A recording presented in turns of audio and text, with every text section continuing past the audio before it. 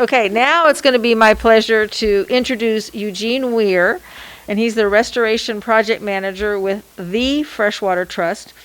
Eugene brings more than 15 years of fish and wildlife research and habitat restoration experience to the Freshwater Trust. He has worked with the U.S. Fish and Wildlife Service, U.S. Forest Service, University of California, Davis, Rogue Valley Council of Governments, BLM, and the U.S. Geological Survey. Eugene holds a bachelor's degree in environmental studies from SOU. As a project manager out of the Freshwater Trust Ashland, Oregon office, Eugene has overseen the successful implementation and stewardship of a variety of restoration projects throughout southern Oregon over the past 10 years. And I'm going to interrupt my reading and just say that I went with Caitlin Detweiler, who works with Eugene, to see the major difference there at the bridge. I'm not sure what to call it. Right there when you get off at the Talon exit. And on one side was an area that the Freshwater Trust had restored 4 years ago. Behind the Bramo Yes. building there. Yes. So this one stretch of, it was a fairly short distance, but it had been restored with native plants, native bushes, native trees. And then across the road, across that exit where you get off, where the mobile home park is, it had not been restored. It was full of trees and blackberries. Huge difference in what happened during the fire. Huge difference. So when Eugene is not working along a stream or river, he is likely to be found waist deep in one river, casting flies or tramping through the bush in search of the wild things and wild places that inspire and inform his work. And Eugene asks, if you had the chance to make a living restoring streams and rivers, wouldn't you? Thank you, Eugene.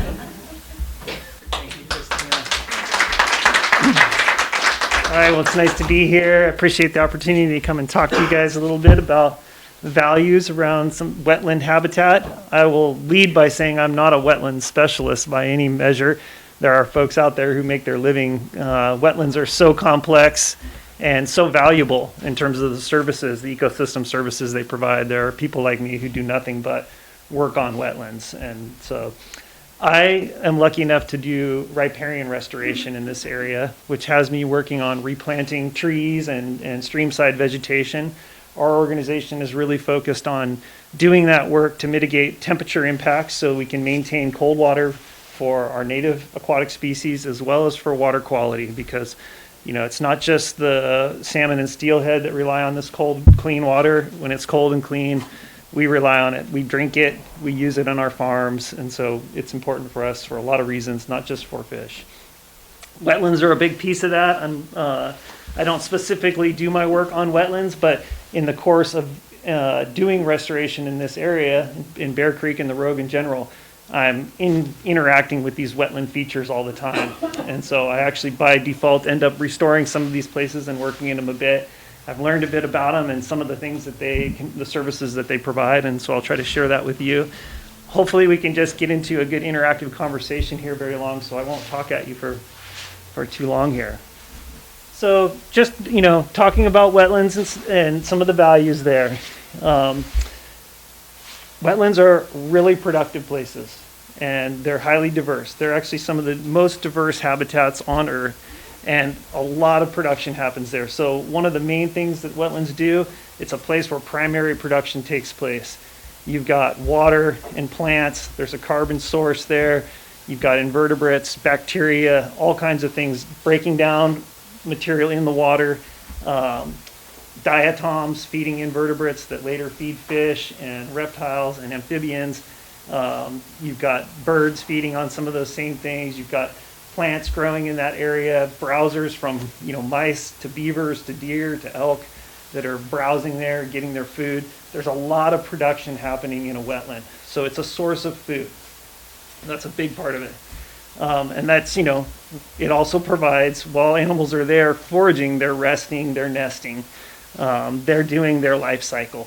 And for a lot of animals, amphibians, for instance, without a wetland or some sort of aquatic interface habitat, they don't have what they need to complete their life cycle. So these are not just wonderful places for wildlife to thrive, they're actually really essential for a lot of wildlife species as well as invertebrates.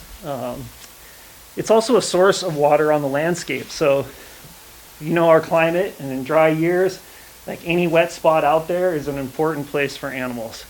They need to have cover, they need to have places where they can go find the resources they need, both food and water, and be able to do that safely on the landscape. So wetlands, and particularly small wetlands that are along the edge of our riparian corridor that interface with the upland areas, are really important sources of water and cover for wildlife.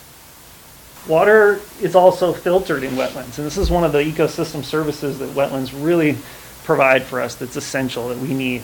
They're basically the kidneys of the landscape, and they're processing, filtering, converting, and capturing a lot of the pollution on our landscape, and inputs that we consider pollution, like nitrogen and phosphorus, when they make it to a stream.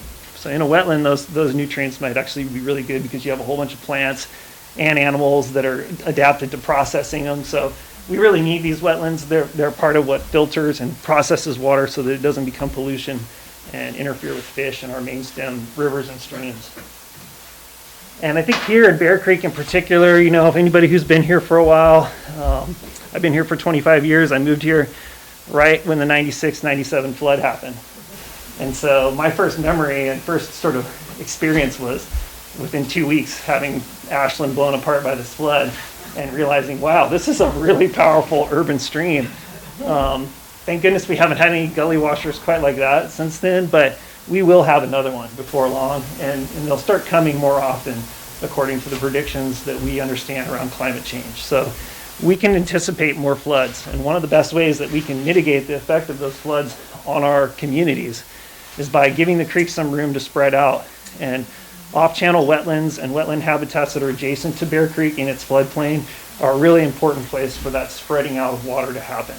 Because when it spreads out into those habitats, it actually recharges the water table, provides habitat, and kind of like Ryan touched on, we've got fish that are using this area. Well, in the summer, they need cold water pockets. In the winter, when there's a big flood, they need off-channel areas where there's not a lot of velocity. So they move into these areas very similar to the spot here in Phoenix that we're talking about. They move into these sections of the floodplain and they can hold there during floods and not just get washed out into the main stem river. So it's definitely a refuge for aquatic organisms, not just fish. I don't know if you guys have ever seen during high water, waterfowl move into these wetland areas and off-channel areas, and they come down and they really blanket it. You know, you'll see coots and lots of ducks, lots of migratory birds. They love these sort of flooded habitats. They're highly productive, great places to forage while also having cover. And they're also a refuge from fire. This particular wetland we're talking about was in degraded condition before the fire, and so it burned. But kind of like Christina touched on, a wetland that's in good condition, that's being maintained by beavers, that isn't overrun by invasive vegetation, is actually going to be a refuge from damage and fire. These places tend to stay wet and cool. They don't burn as hot. They're places that animals can take refuge. Plants can maintain themselves so that they can be sources of seed. So there's a lot of values to protecting these wetlands, and they're doing a lot for us. There were others that I didn't touch on here, and we can talk about those. Lots of different types of wetlands. I mean, depending on who you talk to, there's a lot of sub-classifications. Just generally, you can think there's bogs. They tend to be kind of characterized by certain types of plants, more acidic or basic soils. Fens, again, having these floating plant communities. We've got some examples of that kind of habitat in the higher elevations here.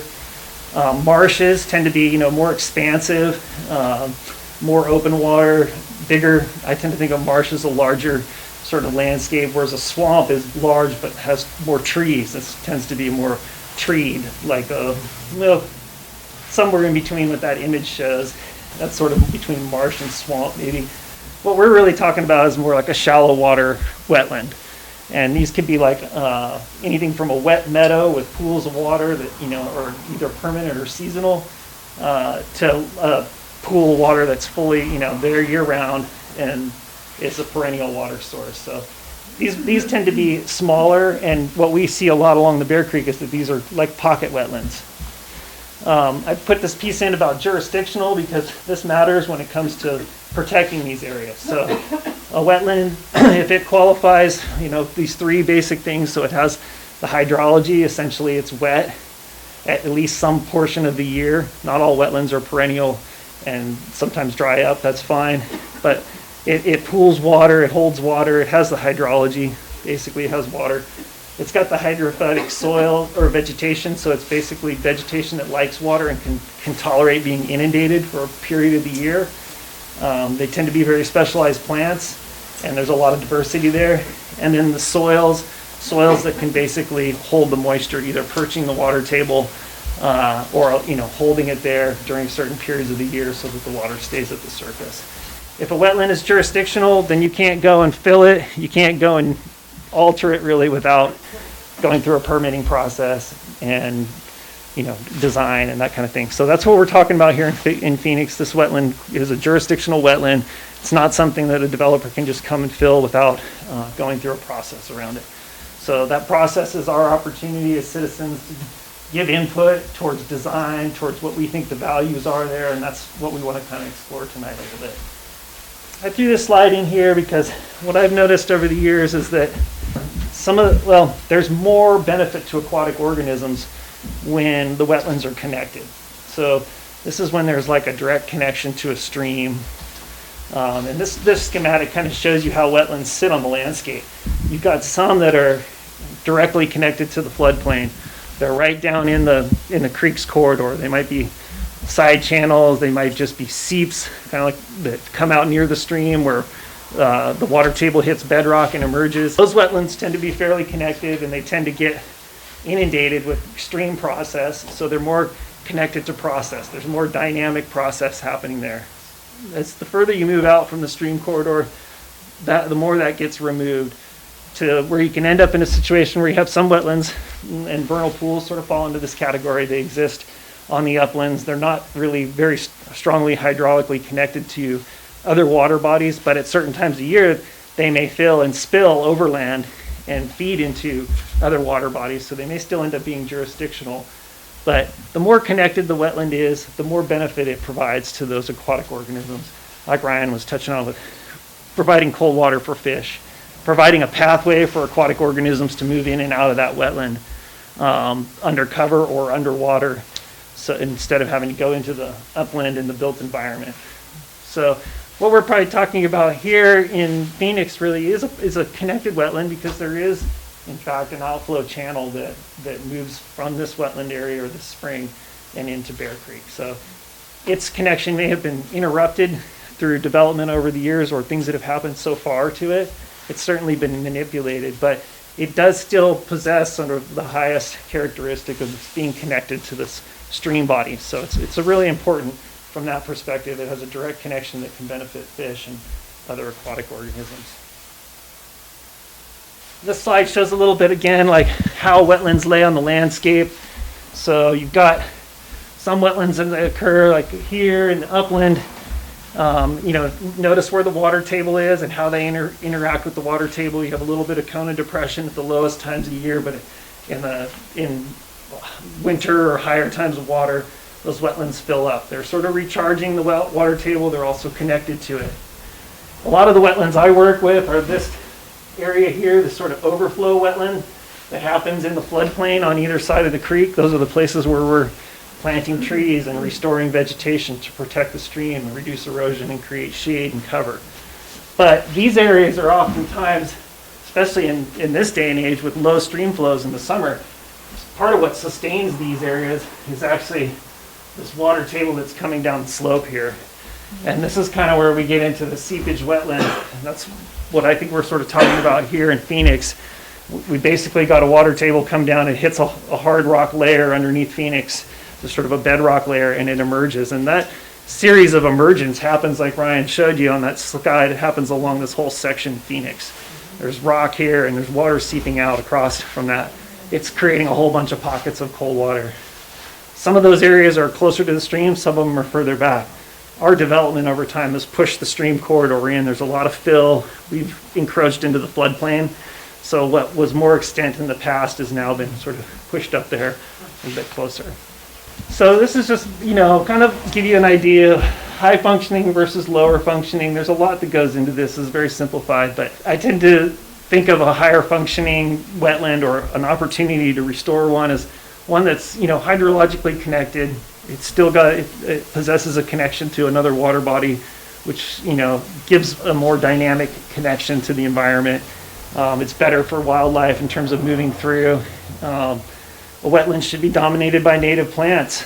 You know, we don't get the wetland value and function when it's dominated by invasive plants. So a wetland covered in blackberry is not performing the same. It may be performing some functions, but it's not performing anywhere close to the functions that a wetland with native vegetation could.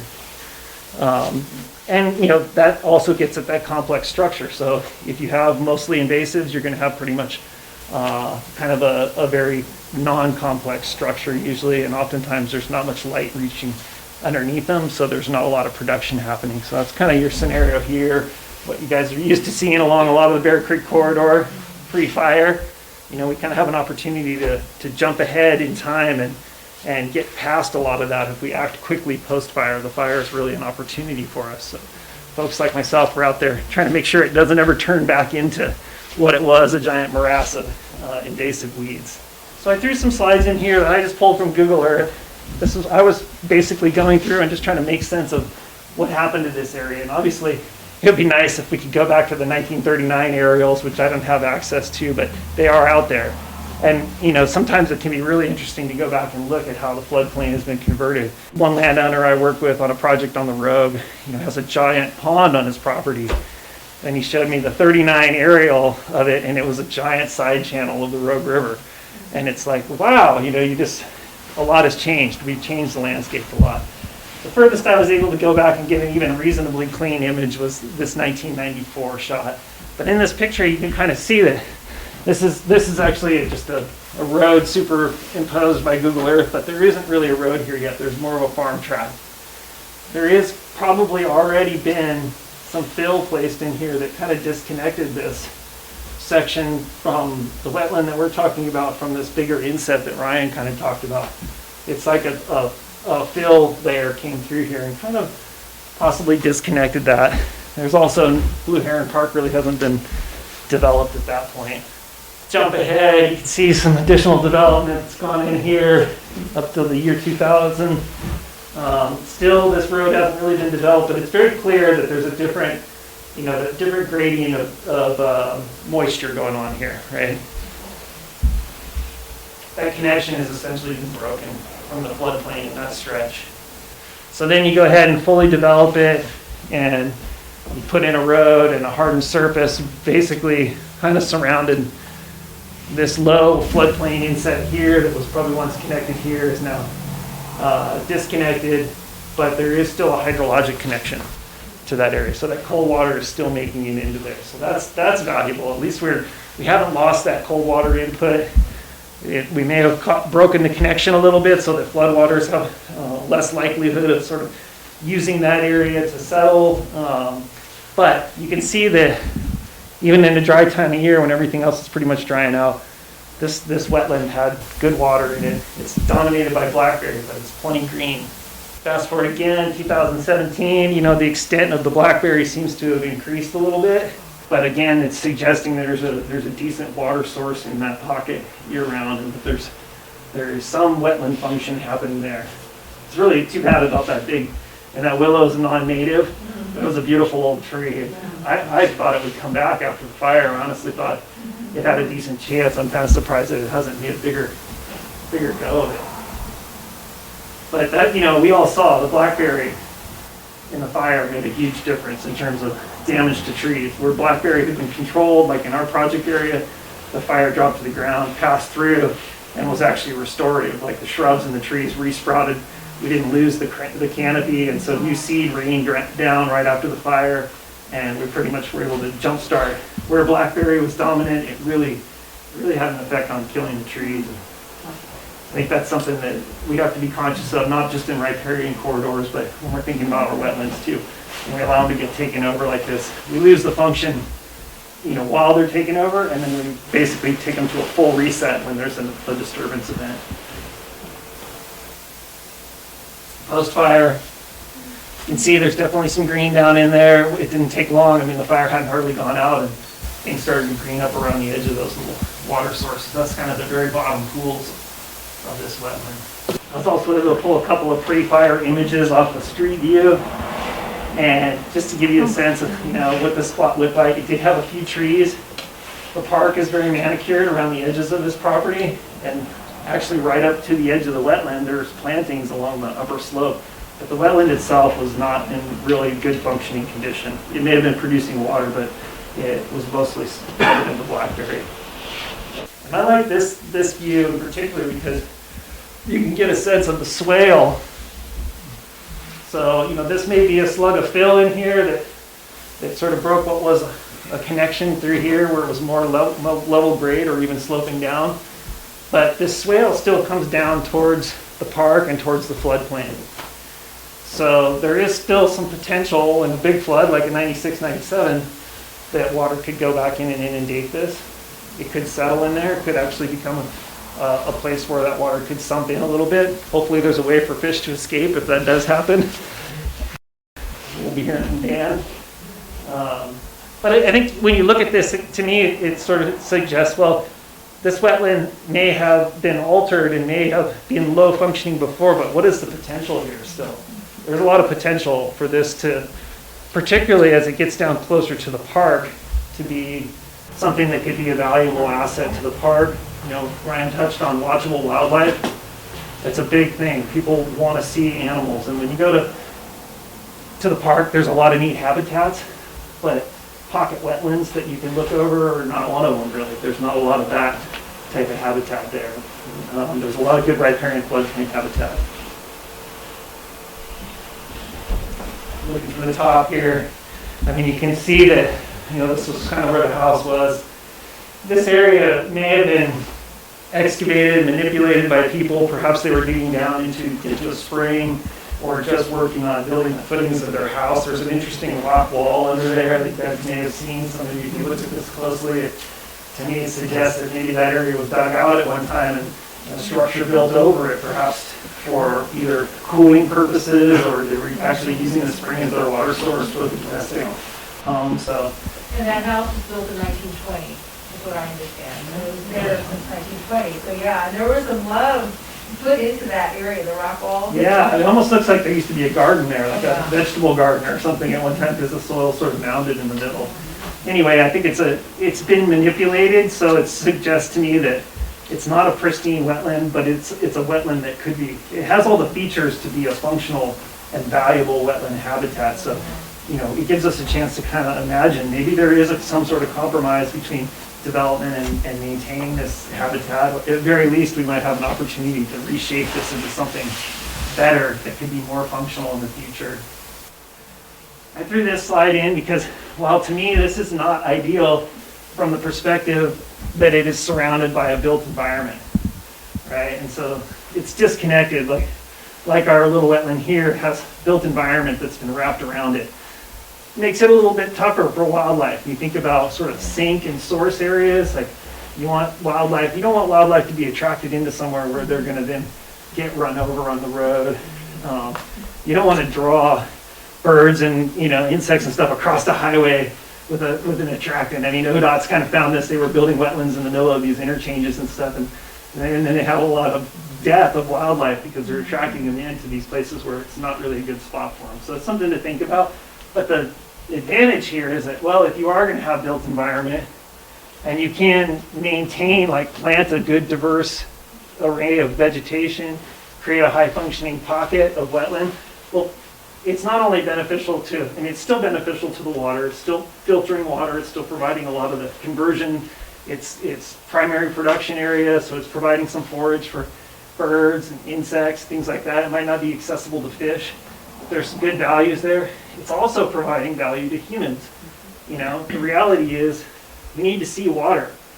This is part of why we need to restore the Bear Creek Greenway in Phoenix to a high functioning state, because people need a place to go to be close to water. You guys have all felt it, long day, you want to go for a walk, you go down to the creek, you look at the creek for a few minutes, pretty soon you're like, I'm feeling all right. Not everybody can, drive to the Rogue River or Crater Lake, take a float trip or a jet boat trip. Yeah. This is the water that we have. I own a house outside of Phoenix here. This is the water we have. close to home. So it's important, like even wetlands can be very rejuvenative for people. There's a reason we need to have them, not just the ecosystem services. So sometimes a compromise between built environment and maintaining a wetland, like this could be really good for us in lots of ways. Sometimes when it's sit into something that we have to care for, we care for it more. When it's off over on the side, it's easier to ignore. So in a way, by bringing in, kind of circling in with our community around these green spaces, wetlands, and these features, we actually adopt them and tend to steward them more and care more about them. So that's something to think about in terms of balancing totally natural with human environment. I mean, worst case scenario, the environment encroaches so much to where it's just, built all around. There's still a lot of value in having this little pocket of wetland habitat, There's somebody who's looking at it and going, oh, this is pretty cool. They're relaxing for a few minutes. There's still things happening here. There's still insects in the water, plants casting seeds. So it doesn't have to be an all or nothing in my mind. We want to preserve every pocket of water we can. But we don't want to let them go back to something like this that's just choked in with weeds and stuff. So it's not enough to just say, we're going to save it. We have to save it and then own it. We got to take it in and say, all right, it's not just like protect it from this one, thing. We've got to actually protect it in the long run by caring for it and figuring out a long-term strategy to keep it from turning back into something that's more of a liability than an asset for us. Here's some of the things that my thoughts kind of in closing. Stormwater, urban runoff. I'm not sure if this wetland accepts much of that at this point. It potentially could.